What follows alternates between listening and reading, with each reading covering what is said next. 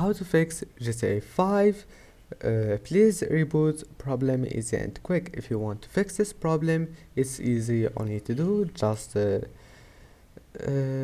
go to your files and go to GTA V. Go to documents and then Rockstar Games GTA V, and here we'll find settings. Right click on it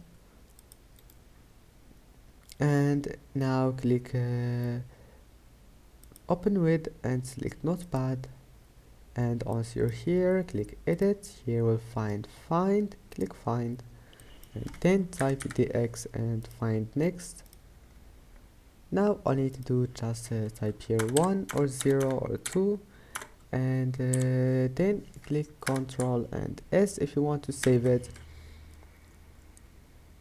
and that's it. Then just go back and now click here restart, click restart, and after restarting your PC go to settings and go to gaming, turn off Xbox game bar and enable Xbox game mode, and that's it. Don't forget to like and see you in the next video.